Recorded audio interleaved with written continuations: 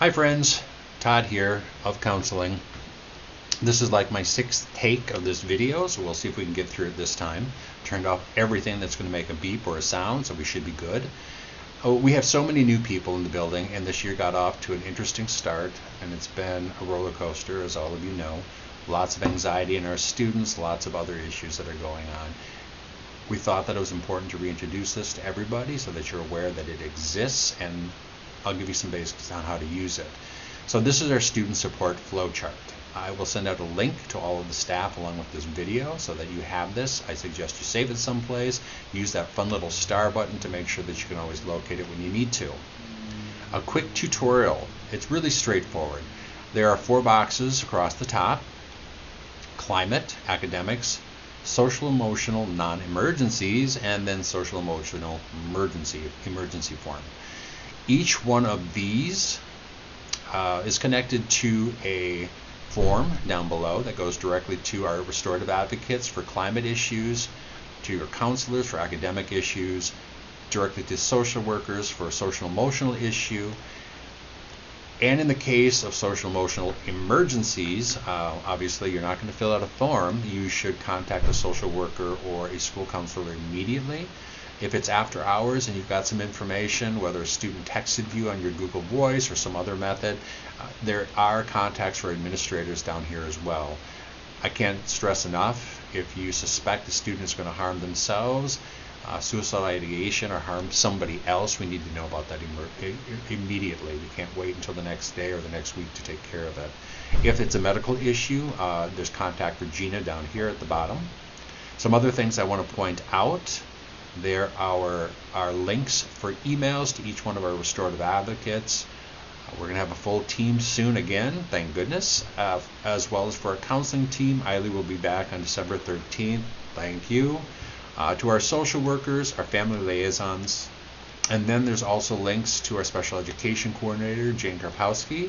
This is really helpful. It's a case manager list. So it's a link to a Google Drive case manager list. Students are listed there by grade level and then by alpha.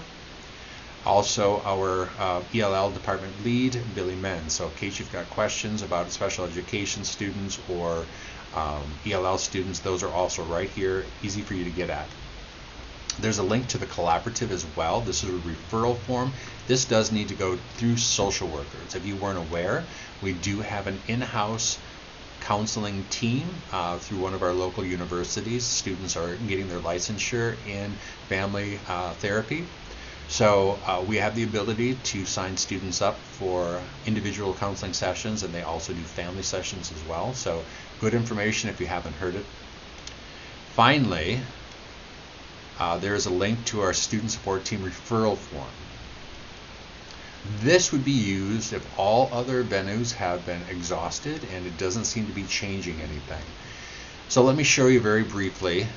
Under academics, since that's going to counseling, this would be things for grades, attendance, engagement, probably something you may have noticed in your advisory classroom or while talking to a student. If you click on this form, it opens a Google Doc. Really straightforward information. ID number, first name, last name, grade level of the student, a checkbox for concerns, and obviously these are not going to cover everything. I notice there's an option 6, whatever that would mean. I'm getting rid of that.